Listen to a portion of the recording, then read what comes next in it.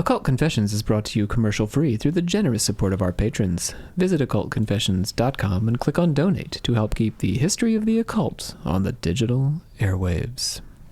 Joseph Smith and the Mormons were driven further and further into the western frontier, beginning with their move to Kirtland, Ohio, as their neighbors rose up against them again and again. At the John Johnson farm in Hiram, Ohio, Smith and Sidney Rigdon, a member of the early Mormon high priesthood, were tarred and feathered, driving Rigdon temporarily insane. The Mormons then relocated to far west Missouri, but their residency there terminated with the 1838 Missouri-Mormon War. The war was a series of military actions between Mormon militiamen and mobs of Missourians from a collection of northwestern towns, with both sides taking turns at committing acts of vigilante violence and the balance of vengeance tipping against the Mormons. Worry over the Mormons operating as an economic and political bloc and thereby overpowering non-Mormons led to the violence, which in turn led the Missouri governor, Lilburn Boggs, no fan of the Mormons to begin with, to expel them from the state. During the fighting, Joseph Smith, along with 60 others, including Rigdon, was captured, tried by court-martial, and ordered to be executed by firing squad. But General Alexander Doniphan refused to carry out the order, and the Mormons and their prophet were transferred to a civil court. During a prison transfer, Smith and the others escaped, either because they bribed the guards or because Boggs had determined their continued incarceration was a political liability. They next landed at Nauvoo, Illinois, which would be as far as Joseph Smith would travel on his road to the American Zion. Like Moses and the Israelites, Smith was destined to never see the Promised Land. My name is Dr. Rob C. Thompson. I am the Supreme Hierophant and your host for today's proceedings, part 3 of our conversation about the Mormons' last days of the prophet. Now, maybe it'll surprise you, maybe it won't surprise you that I chose Bree Litterall to do today's episode. Hello, everybody. Yeah, now today will, of course, Bree's our metallurgic prophet, and there will be some metal things today, but over the last 7 years, Bree, I have come to associate you with a kind of justice, I guess. You've become, like, very justice-y. Thank you. I think the intersection of law and religion, yeah? This is like a theme. It's one of the things that I do a lot of research on, especially with the true crime that I like to look into and make myself knowledgeable of. And I think politics law is a big issue in Nauvoo. There may be some psychology as well, because we're also going to, I think you're going to have an interesting take on how it is Smith persuaded so many people to engage in plural marriage, because it hasn't happened yet. Yeah. But it does happen, and exclusively really in Nauvoo. Yes, it'll happen in Utah, but in Smith's career, it only happens in Nauvoo. Mm-hmm. So, yeah, I think you're going to have an interesting take on this. I already have a lot of opinions about modern-day Mormonism, so... Oh, yeah, right, that's right. It's coming soon. Coming soon. All right, let's pledge it out. We, the members of the secret order of alchemical actors, do solemnly commit ourselves to a full and honest telling of the history of the occult as far as we know it. Now, on that subject, just, off the cuff here before we get into the episode proper, Bree has been doing our Poison Roots series, which is exclusive to our patrons, but is at any dollar amount, you can hear Bree talk about unpleasant things, but it's psychology and religion. I think it's a really interesting conversation. Yes. Criminal psychology and religion, but it is a lot about how psychology and religion play a part in the manipulation of people, really. Yeah. From other people, and there are sure like one-off cases and stuff, but with the current series I'm doing, which is cult related, it's one individual who just manages to do this to so many, and it's insane. And people do it in one-off situations, and it's the same with the justice system, which you'll learn in the inverse of what I'm talking about next season. There you go. So tune in, patrons. It's only $2 a month. to join the Patreon, but you can donate up to $9 and we'd be very grateful. You would also get access to the occult classes I am now giving. Now, that doesn't mean I'm teaching you how to do magic spells and stuff, but it's a history and culture of occultism course that I've started to run through the Patreon. And let me make one plug just for my sex-positive feminism episode on Strange Ride. I use a 1982 movie starring Phoebe Cates to discuss issues of sex-positive feminism and the politics of sex-positive feminism. So if you're not listening to Strange Ride, or if you're, really jonesing because I only publish every other week here on OC, head over to Strange Ride and listen to us chat some more, but, about other things. All right, let's get into this. Throughout 1838 and 1839, Mormons gathered in Commerce, renamed Nauvoo, in the state of Illinois. Illinois sold itself to the Mormons and the American public at large as a kind of kinder, gentler, and more civilized place to live than Missouri. Come to Illinois. We're not Missouri. Yep. A land speculator named Isaac Galland offered Mormons property on the Illinois and Iowa sides of the Mississippi River, and Robert Lucas, governor of the Iowa Territory, promised them religious liberty and protection from federal persecution. Smith had been interested in Galland's land, and after his escape from the, Missouri militia, arranged for a large purchase while in Quincy. The land had been owned by Native Americans, but was then gifted by the federal government to veterans of the War of 1812, like, the federal government does. But those veterans were uninterested in settling the land, and most sold their tracts to speculators. So what's the point, federal government? Right. Took it from the Indians, gave it to guys who didn't even want it. What a federal government move. Mid-19th century federal government move. Anyhow, for a brief stretch after 1820, the land was a trading spot along the water, but an economic panic ended that and left land speculators, that is, with a whole lot of territory to unload. That's when the Mormons arrived and presented a new opportunity. They bought 700 acres for $136,500. You're joking. No, that's insane. I am not. It's like a third the cost of a house. Yeah. I mean, like a regular middle-class house these days. To remain on good terms with Illinois' politicians, church leaders took the advice of one Robert Thompson, for real, yeah, and decided not to align themselves with any political party. So I was preaching centrist politics even back then. The threat of Mormons, vampire Rob. Yeah, honestly. Advising cults since 1839. The threat of Mormons voting as a bloc had in part brought them to grief in Missouri. So what that means is this was a fear of the Catholics as well, that the entire Mormon organization would vote for the same party, which gives them inordinate amounts of power politically if they all make the same choice. It's really interesting if you look at Utah now. Oh, right. But that's for me to talk about on a different podcast. Anyhow, Mormons petitioned the government for restitution, and journalists and politicians, including a young Abraham Lincoln, spoke out against vigilante mob justice and was practiced against the Mormons. So Lincoln wasn't like way pro-Mormon, but he was anti-vigilante justice. The West could not function as an American state or as a collection of American states if it did not abide by the rule of law. This was more or less Lincoln's perspective. A group of Mormons traveled with Smith to Washington, D.C. to meet the members of Congress and the president, but then-President Martin Van Buren refused to help the Mormons, fearing retribution from the state of Missouri, which was still pretty miffed about the whole Mormon thing. He said the actions of state-sponsored militia were not the business of the federal government. Smith resolved to turn the Mormons against Van Buren, reviving their power and potential threat as a political bloc. Not a great idea. Not helping himself. Stephen A. Douglas, best known today for his presidential run against Abraham Lincoln and defeating Lincoln actually in his run for Senate, actively courted the Mormons as political allies. Douglas was a proponent of Nauvoo's city charter and actually visited the Mormons in Nauvoo, attempting to right Smith's attitude toward the Democrats, which had been soured by Van Buren, who, by the way, was a Democrat. I want to say, if for those of you who are not hip to it, like the words Democrat, Republican mean nothing in the 19th century compared to what we understand. It's completely different. Completely different. Yeah. When the Mormons helped to elect the Democratic candidate for governor, Adam Snyder, the Whig candidate, the Whig press, I should say, denounced them. So the Whigs were yet another political party in the 19th century, because we had several, not just the two.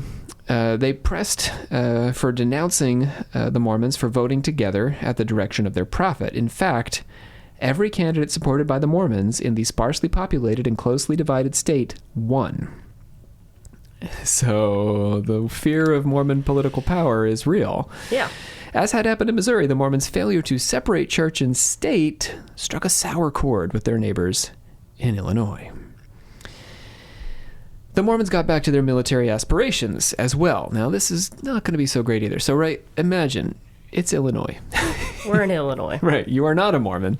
You're just a guy. Right. And a guy and a girl, you and me, hanging out in Illinois. Just a couple of people in Illinois. Having a coffee.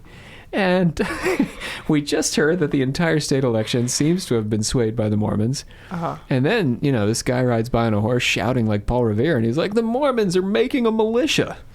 I wouldn't be happy. No, we'd be a little terrified. Yeah. We would throw down our coffee and move to Iowa. Yeah. It's the only reason we would move to Iowa. Literally the only reason. All my love to any Iowa listeners we might have. I doubt your existence, but you'll write in, right, if you're out there. Oh, they will. Let me know.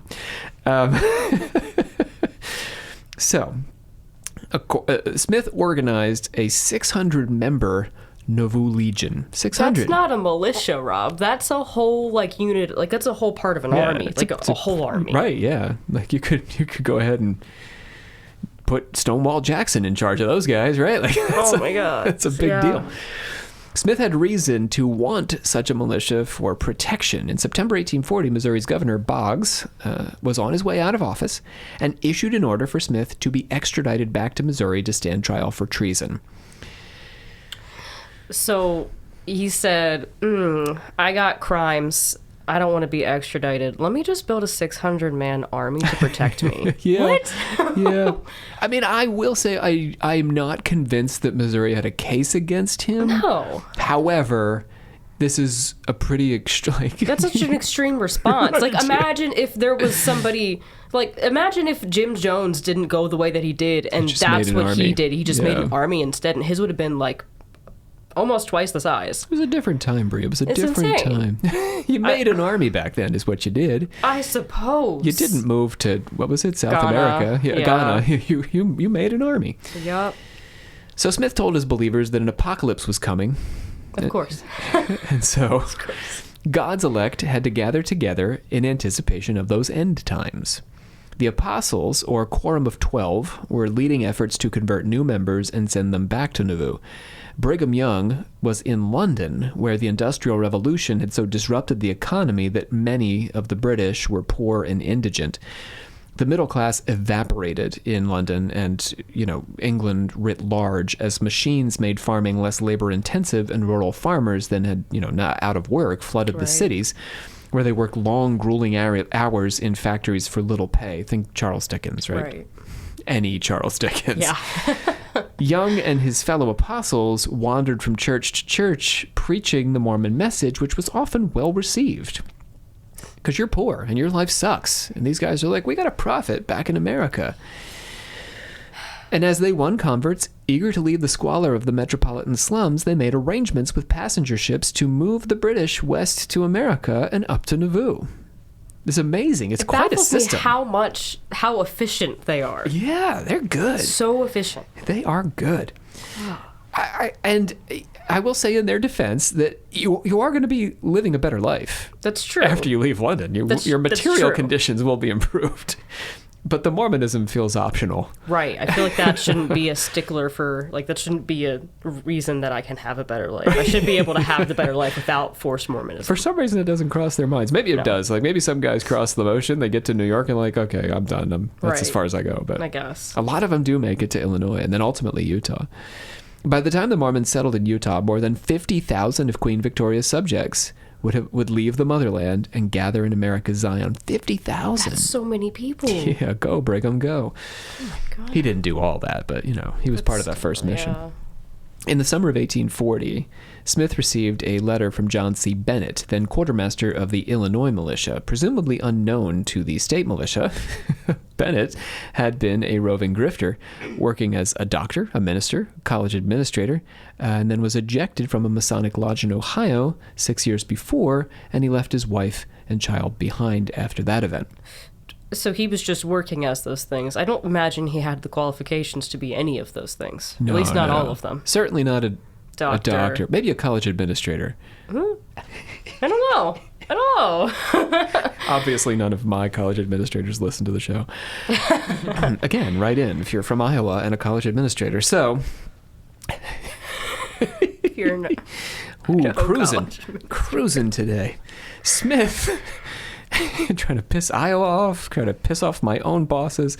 Smith, ignorant of Bennett's checkered past, welcomed him into the city, and he was elected mayor of Nauvoo. No. Yes. Grifter in chief. Okay.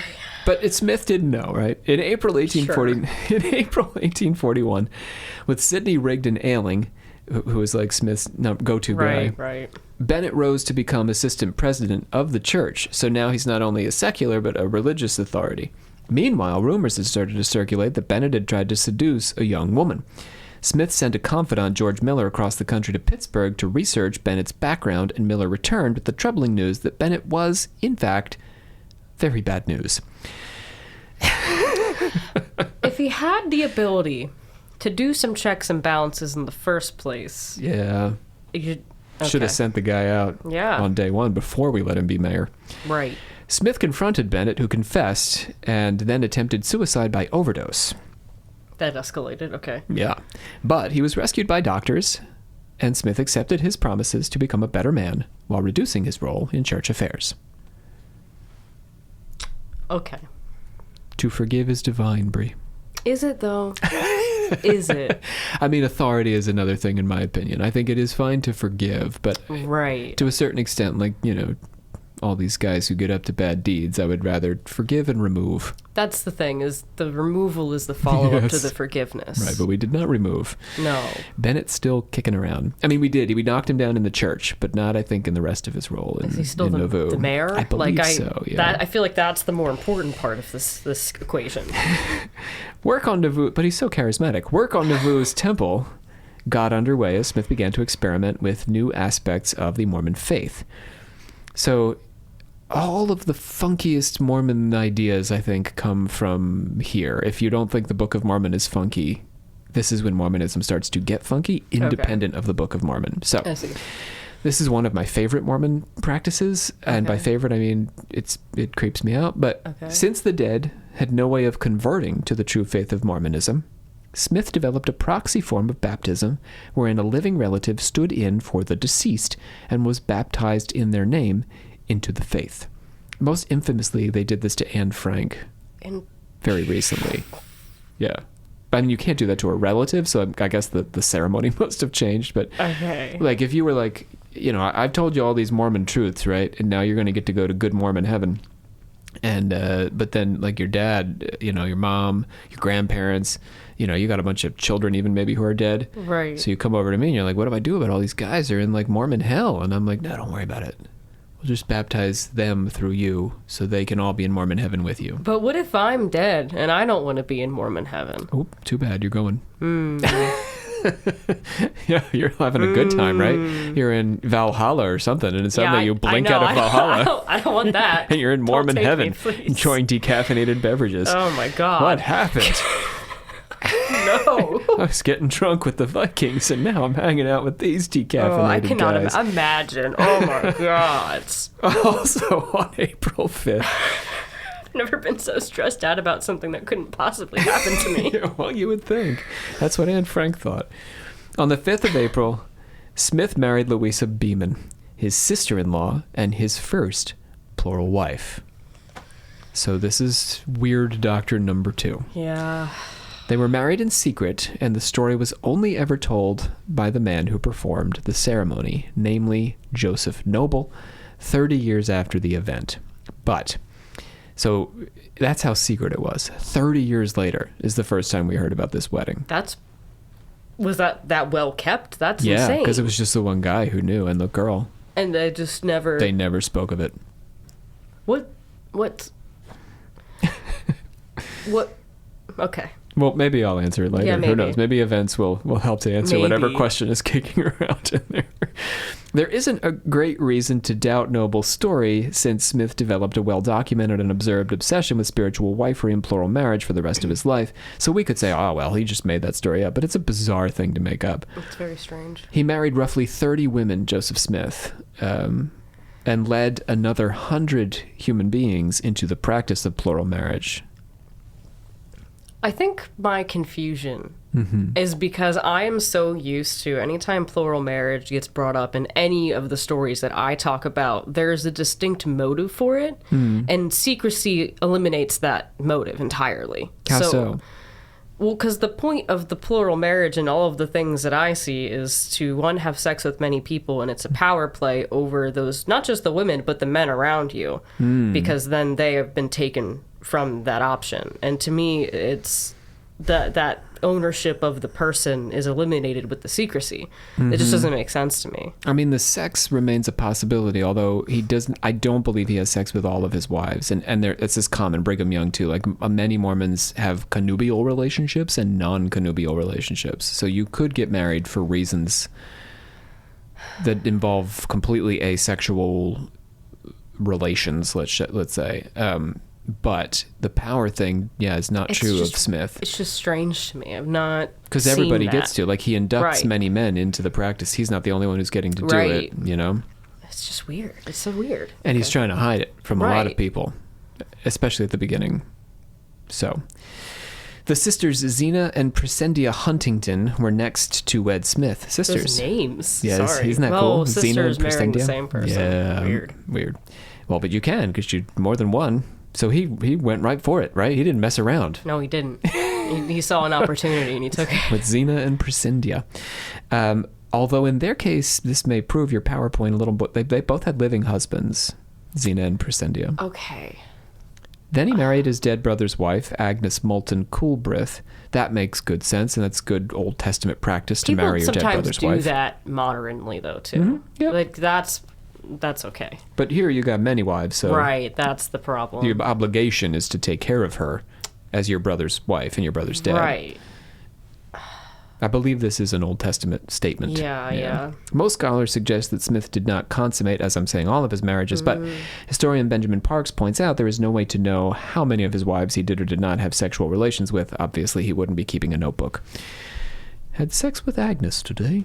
It was 4 out of 10.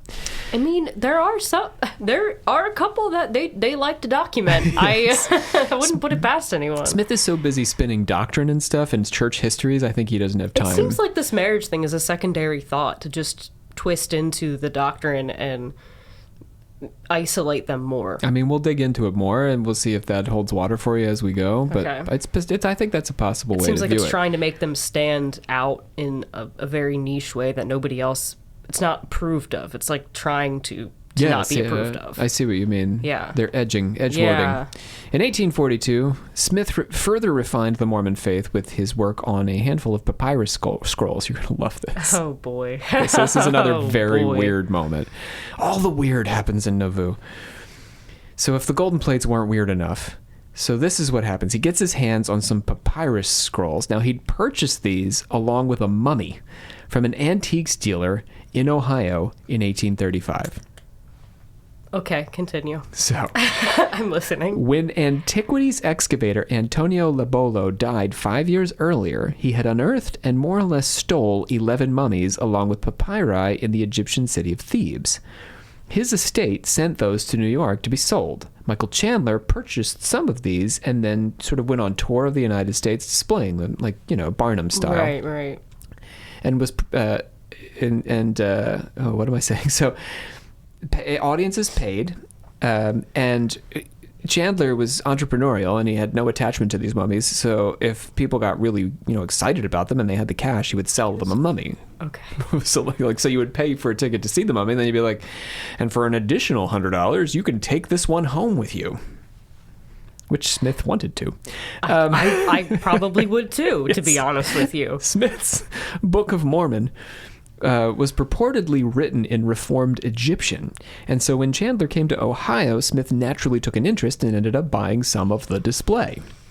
Smith created a grammar and alphabet based on the text that he used to translate the Book of Abraham, which told the story of the ancient patriarch's travels to Canaan and Egypt and a vision that Abraham had.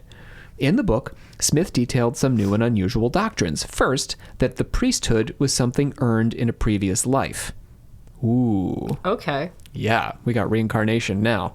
I do like that. Second, that God lives near the star Kolob at the pinnacle of the universe. That's really specific for me. Kolob. Love it. Kolob. Okay. Third, that humans exist as spirits before coming to Earth, where they begin their preparation to meet God. I love this idea, too. I do get that, because it's kind of similar to the idea of, like, energy. You are energy, and you go, you release that, and then with the reincarnation thing, that energy is brought back. It kind of makes sense to me. It's a natural question my children have, right? Where was Everett before he got here is what my daughter wants to know. He's floating around in space. Yeah. Yeah. You know? He was a spaceman. Spaceman. Finally, Smith said via Abraham that a plurality of gods, led by the supreme God, had assembled the universe from pre-existing matter. I'm curious where he picked that from, because that does get brought up in, like, the OG Norse Eddas, too. I mean, it's very pagan. Yeah. God's universe was a hierarchy, and humanity resembled that hierarchy, with individuals of varying intelligence occupying varying degrees of authority. In this meritocracy, I guess, the smarter you are, the higher up you go. Women played a key role in the establishment of the new settlement. Dozens had lost their husbands in the fighting in Missouri, and more men had been sent off on missions to convert more Mormons and bring them to Nauvoo. So we have a lot of single ladies. Right. Emma Hale Smith, Joseph's wife, had saved the prophet's sacred manuscripts when he was arrested by bringing them across the icy Mississippi River sewn into her clothes. Okay. The Female Relief Society was established to maintain virtue and punish sin. Smith supported the women of the Relief Society in the hope that they might screen him from public scrutiny as his polygamy project unfolded. I see. Okay. Right. So we have these women who, inherently trust him. He's not telling them anything about the polygamy, but their very existence is to defend him, more or less. Right. So off they're going to go. Emma Smith accused Clarissa Marvel of spreading a rumor about her husband engaging in plural marriage with the widow of his brother, Don Carlos. Smith had in fact married Agnes, but the Relief Society did not root this fact out. It found Marvel innocent of gossiping about the prophet and considered her case a warning to others not to speak out of turn about Joseph Smith's activities. For his part, Smith granted the women the rights of the priesthood when it had previously been reserved for men. Let me say that one more time. He granted to women the rights of the priesthood when it had previously been reserved for men. That's pretty radical. And I don't believe it jives with contemporary practice. No. While Smith was pleased with the way the women unknowingly protected his plural marriages, he was less pleased with how quickly their society grew, gaining more than 1,300 members in 2 years. So it's almost like you have this, virtue police that's providing a smokescreen for you, and then it just becomes so enormous that all you can see is smoke, and you're not sure if anybody's seeing you. Right. As Parks points out, the more of these women there were, and the more powerful they were, the more likely they were to eventually bring the hammer down on polygamy. When Smith approached Nancy Rigdon, her father Sidney, remember Father Sidney was his second in command. Well, Sidney was mad. He was furious, in fact. Smith managed to calm Dad down, but not the daughter. He inducted his 12 apostles into the practice of plural marriage as young single women came streaming into the Nauvoo settlement from Britain and the eastern United States. And in 1842, the Nauvoo City Council passed a resolution that anyone caught in an adulterous relationship would spend 6 months in jail and pay a hefty fine. I'm sort of going back and forth here so you can get the feel of how this is. Okay. On one side, we have plural marriage expanding. On the other side, we have Smith approaching women who are rejecting him, getting upset about it, potentially becoming problems for him by outing him, and the Nauvoo City Council saying polygamy is wrong. Right. Yikes. Bennett's still here, by the way. Remember Mayor Bennett? Right. He was using Smith's example to persuade women and perhaps some men to sleep with him. Good for him, I guess. I don't... And he offered to perform an abortion in his capacity as a physician if conception should result. But he's not a physician, right? Like, I feel like there's no... He should not be performing even, like... He shouldn't look at any... He shouldn't even do a physical exam. He shouldn't be clipping nails in his capacity, no. And yet, he says, it's okay, baby. Let's have a plural marriage. I know you're worried about that society will think, but it's okay. I got them medical skills. Okay. Smith finally decided to eject him from Nauvoo. Thank the gods. But this is more about Smith thinking that he's got a crazy man in his plural marriage club. I mean... going to bring the house down on him. It's true. Yes, it is true.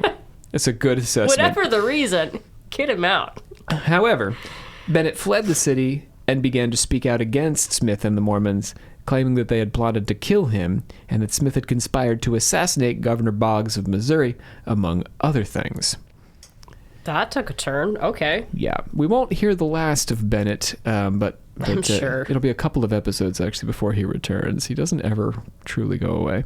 Well, he does eventually, but anyhow. Speaking of Governor Boggs, he's no longer governor. He was fired on with buckshot, though, in his home, which lodged in his skull, neck, and throat by an unidentified assailant who many assumed was Mormon because of Boggs' problem with the Mormons. After finding the buckshot pistol, which had been stolen from a local shopkeeper, the sheriff charged Smith's bodyguard, Orrin Porter Rockwell, with the attempted murder. Rockwell was defended by none other than Alexander Doniphan, who, if your memory is good, he's the same man who had, in his capacity as general, refused to execute Joseph Smith all the way back at the beginning at Far West. It's crazy how things just turn full circle in situations like this. The sheriff had held Rockwell for a year, but was unable to produce any evidence against him, and Rockwell was acquitted. When Rockwell was first arrested, Boggs signed an affidavit saying he could prove that Smith had ordered the hit, and the Illinois governor, who had just lost an election, signed the extradition order, but Nauvoo's council had passed an ordinance saying that their own municipal court had a right to evaluate any such request before it could be carried out in the city limits. So, you have to get Nauvoo's approval for your non-Nauvoo whatever. Which, why would you? They're always going to vote against you, especially when it comes to Smith. But Smith wasn't hedging his bets here, or he was hedging his bets. He went into hiding and eventually wound up in Springfield for a hearing where the court found the extradition order was based on flawed logic and overturned it. This was in Springfield, so... Right. Remarkably, Smith expanded his marriages still further with the addition of Eliza R. Snow, an unmarried woman who was a leading figure in the Relief Society. Here's how you get to the heart of the Relief Society. Yep. For Snow, while Smith's system undermined the moral and proto-feminist mission of the Relief Society, plural marriage to Smith offered stability in a society where unmarried women were often left to fend for themselves with few resources, legal or otherwise. You see? So she's thinking, like, broadly, this is bad, but personally, not so bad. I guess. Yeah. After the decision of the Springfield court, Smith believed he could act with impunity, but his own community was becoming increasingly conflicted about him. After Bennett's various accusations were aired and made their way back to the Nauvoo community, many high-ranking Mormons began to doubt Smith. Maybe not many. Enough. Right. On July the 22nd, the church passed a resolution reaffirming that Smith was a virtuous man, but Orson Pratt did not sign on. Orson had been baptized by his brother Parley Pratt back in New York and had been an elder of the church since 1830. 1830. Wow. He was one of the original apostles and traveled to the British Isles to convert new Mormons along with Brigham Young. Bennett had accused Smith of proposing marriage to Orson's wife, Sarah, which Sarah bitterly confirmed, although Smith denied it. Yeah, not good. Not good. One of the rejectees. Orson sided with his wife, and the church excommunicated the Pratts. When Bennett proposed to Rigdon and Pratt that they kidnap Smith, Bennett is intense, yeah. Don't mess with Bennett. I mean, don't mess with Bennett as in don't ever bring him in because it's too late the day you let him into the house. So he's not done. Pratt brought the letter to Smith, by the way, who promptly admitted the apostle back into the fold and rebaptized him. So he kicks Pratt out. He proposes to the man's wife, kicks him out. Then when Bennett threatens his life with Pratt, Pratt says, "Oh, I'm going to tell Joe." Goes back and tells him. Joseph's like, "Oh, man, we're buds again, aren't we?" And Pratt's like, "Yeah, we are. God. We are buds, in fact." Pratt's wife, for her part, never forgave Smith and eventually divorced her husband for it. I mean, yeah, I understand. Yeah, it's understandable. Not good. Over the first half of 1843, Smith added 12 wives to his plural marriage arrangement. I don't get the point. Like, I don't get why... I just don't get why he's pushing so hard when he knows full well the, like, rift he's creating in his own... I'm going to call it a cult because it is cult. I mean, just don't... Yeah. Scholarly wise, yes, cult defines any religious group, right? It's odd. He pushes so hard it's a for really it. I think that's the key question, Brie, that I don't have the answer to. I think it's the most mysterious thing about this. It doesn't seem like there's any clear purpose to it because it's not for any of the conventional usual reasons that somebody like him would do it. It seems to be a genuine religious conviction that he arrives at. But it's like, why? Because, I mean, from a neurotic standpoint, I don't know, maybe I'm wrong here, but 12... And they're of all ages, you know, they're from all backgrounds. 12. 30 wives, ultimately. That can't be a sexual drive that's informing this choice. I don't know. And there's such a risk. Like, some of these women, like Sidney Rigdon's daughter and Pratt's wife, reject him. Right. It's bad. But he's still pushing and pushing. Yes. I just don't get it. I don't get how it could be beneficial enough to be worth the damage it causes. In the spring, he introduced the practice to his brother Hiram for the first time. Hiram Smith had been an active supporter of efforts to root out licentiousness among the Nauvoo populace, including polygamy. But the prophet said, or put, I should say, the practice in terms that his brother could accept. Listen up now. Okay, I'm here. My ears are open. I'm listening. Again, a risky move. Right. Very risky move. Hiram's been very anti-polygamy, but Joseph says, I'm going to talk him into this. I think he truly is a believer. Hiram's first wife, Jerusha, had died, and he had remarried. In heaven, Hiram could expect to have 2 wives. And so... Brigham Young, who was in this little meeting with Hiram, explained to Hiram that the doctrine of plural marriage would make this not only permissible, but righteous. There's your logic. That's really the core spiritual logic of plural marriage. He must genuinely believe this so much because it's a hill he's willing to ruin everything on. I literally will die on, yeah. Yeah. I mean, this is not exactly the cause, but nevertheless, it doesn't help. No. Yeah. So. Okay. Park says that it's not clear exactly when Smith revealed his other marriages to his wife, Emma. But we do know that she consented for him to be married to 4 young women, ranging in age from 17 to 22, who the Smith family had taken into their home. Emma likely believed these unions were purely spiritual until she discovered her husband alone with Eliza Snow behind a locked door and attempted to break in. The prophet dictated a new revelation that rooted power and authority with the Mormon husband, and vesting Mormon wives with the responsibility of producing seed to expand their husband's domain. Emma told Hiram the new revelation was not to be believed, and threatened her husband with a divorce. He signed over 60 lots in Nauvoo to her, as well as a riverboat, promising to take no more wives that autumn, which he did, except for the one wife that he took in the autumn. It's insane. It's kind of insane. Right? There's just so much... These people have so much audacity. Smith is genuine audacity. It's insane. Like, his wife has him by the collar, right? Yeah. And she's got a knife to his throat, metaphorically. And he's like, no, you're right. I got it, Emma. Here's a boat, and I promise I will not do any more plural marriages. And then as soon as he gets away from her, he's like, just one plural marriage. It's like an addiction. I don't understand it. I'm just going to do one. I'm just going to do one more. Just one. She'll never know. She won't care. Just one. And then I won't do any more. It's like, that's...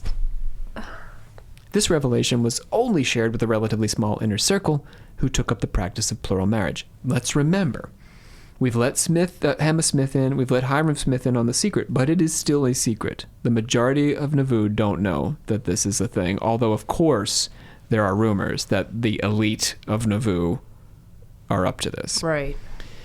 Meanwhile, Missouri wasn't finished with Joseph Smith, and the Illinois legislature was discussing whether the Nauvoo charter gave local officials too much power. Well, now, fancy that.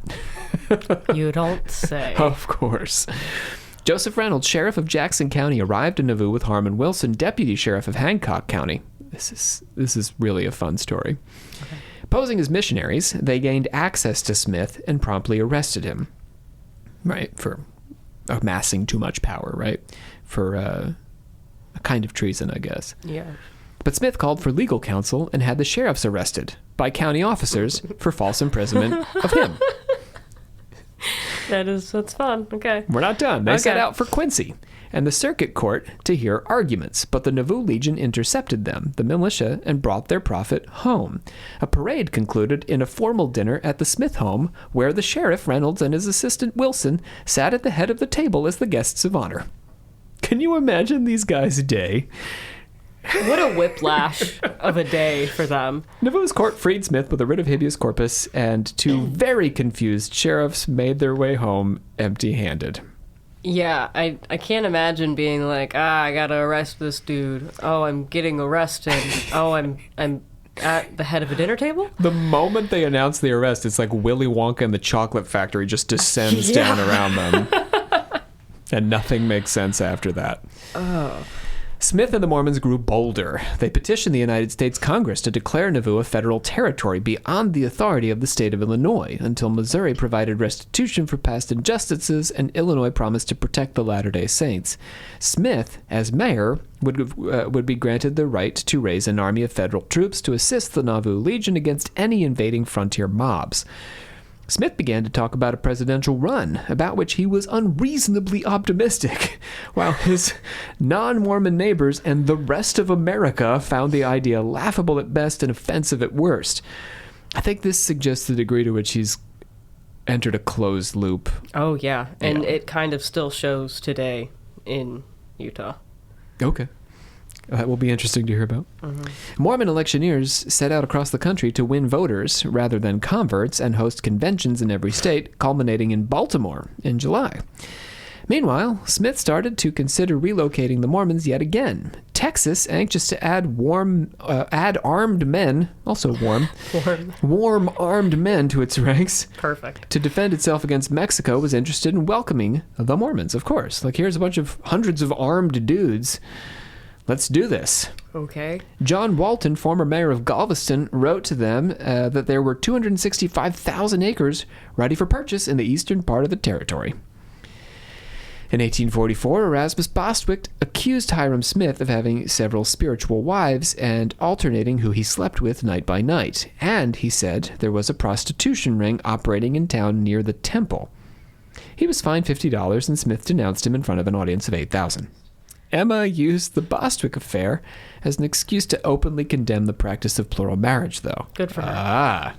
She asked William Phelps, one of Smith's ghostwriters, to write a defense of Mormon virtue, because Smith is constantly turning out as the prophet. He's constantly writing. Right. So he needs a guy to actually, flesh it out. Say something about the Egyptians and, this and this. I have this mummy now. Right. Yeah, talk about that. Tell the people. So Emma Smith goes to this ghostwriter and she says, okay, I want you to denounce marital immorality for me. Write us a good thing. It explicitly condemned polygamy, bigamy, and adultery. After having the document published under her own and her secretary's names in the Nauvoo paper, she brought it to the Relief Society for a vote where it was unanimously approved. She encouraged Mormons to follow what Joseph Smith taught from the pulpit rather than his secret private teachings that he was communicating among his inner circle.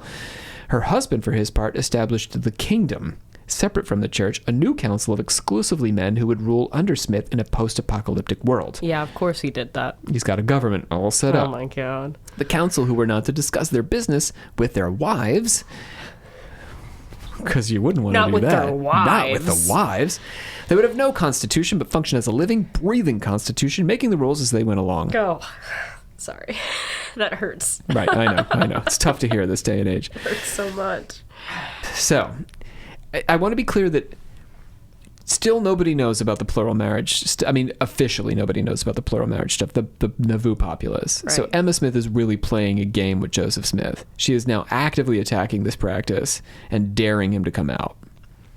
Dissension continued to fester. An anti-Smith newspaper, the Nauvoo Expositor, began printing issues blocks from the Nauvoo temple.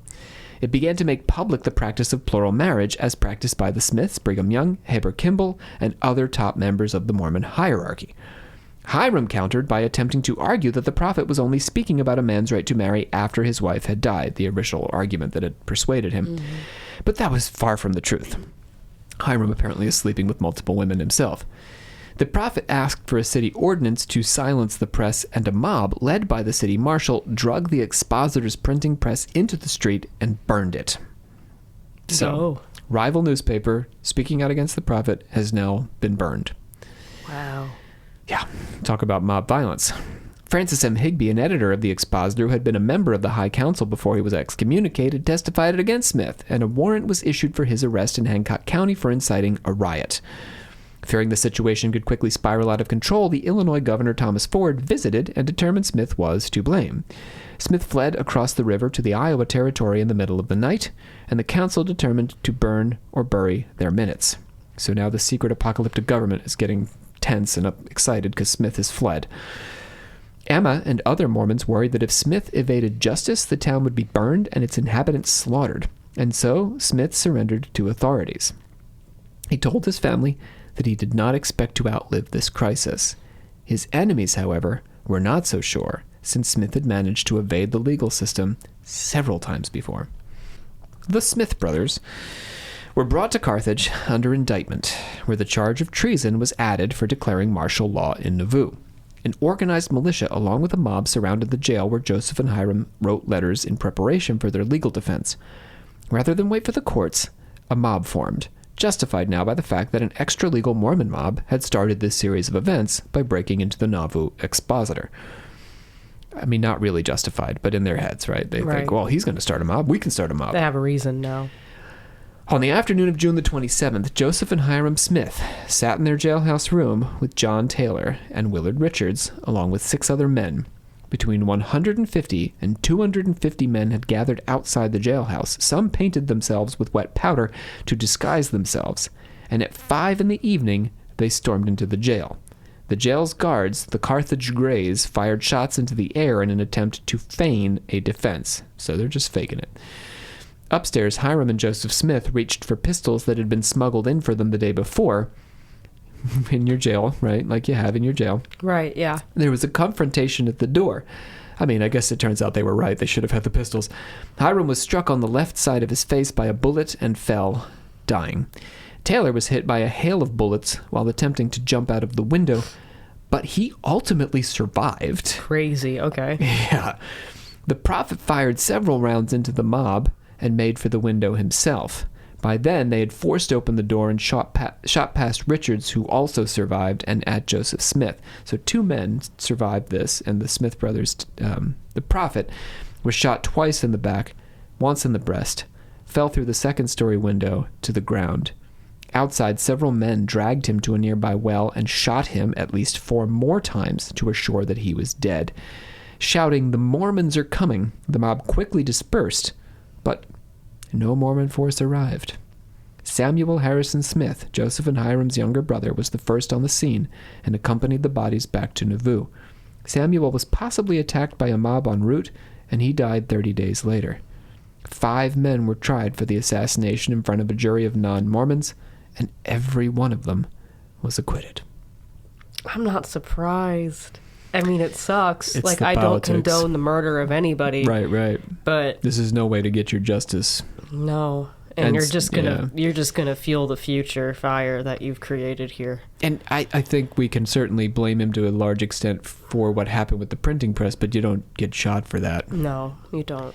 Clearly the Mormons had not arrived at their promised Zion and Nauvoo, but it would be up to another man to bring them home. Final thoughts on Joseph Smith and his last days?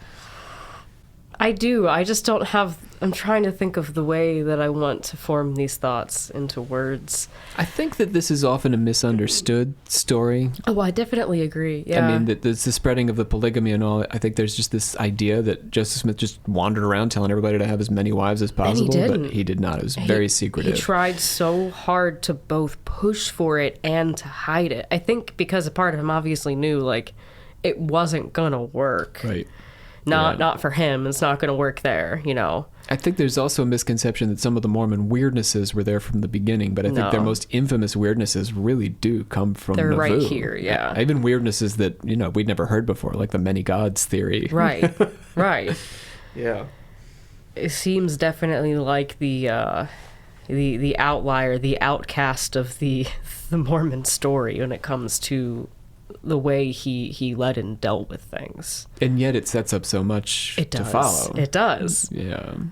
In a very unexpected way, I think. Right.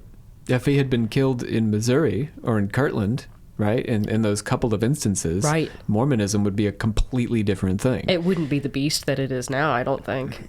I mean, they had to go on such a journey to come back to a non-plural marriage situation, right? Right. So, yeah, a lot of that journey would have been erased. Yeah.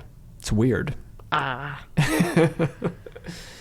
Nauvoo, strange times. I mean, they did name it Nauvoo, so... So let's get back to that mystery, though. Why do you think Joseph Smith did this with the plural marriage? I mean, he had so much to lose. It seems like... It does feel like it's a very genuine belief. I feel like your first wife dies, you remarry, you then have two wives. I think he wanted to pull the divine. I think he wanted to try to reach... I think he wanted to build a bridge between the current plane and, the next. I think he wanted to make it all the more heightened, the more... spiritual. I think he wanted to raise the stakes spiritually, I think, is what it comes down to. Not, he doesn't want to have all these wives necessarily for the sake of having a wife. He doesn't want to do it for the usual sex reasons or necessarily the whole power play of it, especially because he was trying so hard to hide it. I think it really was that he's trying to heighten the spiritual aspect of existence with what you can expect in the next life if you were to have had marriages where the spouse had previously died. If it can happen there, why can't I have them here? If that's the ultimate spiritual, let's bring that down. Let's bring it here. I mean, it strikes me this is also like a Kierkegaardian time period. Like Kierkegaard himself is writing and thinking roughly at the same time. And I love Kierkegaard and all his thinking. And Kierkegaard makes the point.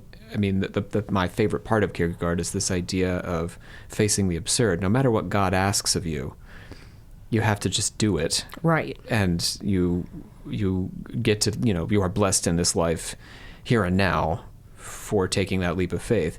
So I think the weirdness of plural marriage for Joseph Smith, in part, like, this is his test of faith. If he fully commits and never questions. Exactly. Because if he does question and he goes back, then sort of the whole house of cards falls apart. Right. The direct revelation, the fact that he's a prophet, I mean, all these sorts of things just crumble underneath of him.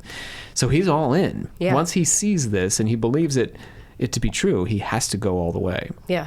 And push it to, I think the more he pushes it, it makes it realer, makes it truer, makes God maybe more present for him. I'm not sure. I think it's very much bridging that gap, that it's his test, and it's kind of the ultimate test for this group. Like, if you look at it, like, this was very much not for them. Mm-hmm. And he felt that was what was needed, that's what God was telling him to do. That's what was meant for him and meant for his people. Yeah, maybe we gotten inside his head a little bit here. It's still very strange. It's the way he pushed for it too is what really gets me. It's just this unmoving push for it. Yep. And the need for it, like he's grasping for it. It's not even like oh, he's casual about it. No, like it's almost desperate how much he wants to indoctrinate that practice. And maybe move it past the point of secrecy. Yeah. The secrecy is sort of just like preserving the seed while it grows, right? Yeah. This is fascinating. And Emma, of course, is opposed. I don't know if we ever quite understand Emma's role in this well enough. I think I understand Emma Smith reasonably well now. Mm-hmm. Even Lucy Mack Smith to some extent. I mean, think about all of her sons dying right there in a row. She had one surviving son, I think, after all of these events. But Emma Smith, I really think, she was so committed to her husband that this must have been a great betrayal and a great source of pain for her. Oh, 100%. Which resulted, I think, in her. Well, she did ultimately abandon this whole thing. She doesn't go to Utah. Yeah. But we'll get to her next time with Brigham. Oh, Brigham. Yeah, the conflict sort of persists. Yeah. Yeah. And yeah, like we said, the tradition that he started carries on until Utah is annexed. Speaking of which, next episode is Utah. I'm just calling it Utah. I'm going to talk a hell of a lot about Utah. But we're mostly going to talk about Brigham Young and the Mormons' journey to Utah. And yeah, I hope we're doing the work of trying to understand the Mormons, to confront the weirdnesses, as Bria and I are doing right now, but not to either justify them or to use them to say, the Mormons are weird and incomprehensible and therefore, they're unworthy of attention or respect. Yeah, the weirdness and I don't think I can call them nuances, but they are for him introducing these things. Mm-hmm. It sets the stage for what happens now, which we can condemn some of the things that happen now because it's been used as an excuse for misdeeds and for corrupting the whhole of Utah, basically. Up to the present day. Yeah. Fundamentalism, Mormon fundamentalism, yes, right? It's a disaster. But it's certainly fundamentalism is weirdly defined here, right? Because we know in the history that if you really want to get back to fundamentals, there wasn't polygamy. And it's not even that it's not Mormonism at its core that it's a problem. It's that they've created such a loop of themselves and given themselves extreme power that the people in that loop are able to abuse that and get away with it outside of the scope of Mormonism, but they're using the LDS as the stepping stone to get away with doing these things and to do them. My name is Dr. Rob C. Thompson. I hereby adjourn and declare closed this meeting of the Secret Order of Alchemical Actors until such a time as we get together and do it again. I'm joined by Brie Littoral, our metallurgic prophet. Bye, guys. Thank you for the analysis today, Brie. Very insightful. Always here for it. Bringing that cult psychology to us. And next time, I want to call Confessions, Utah.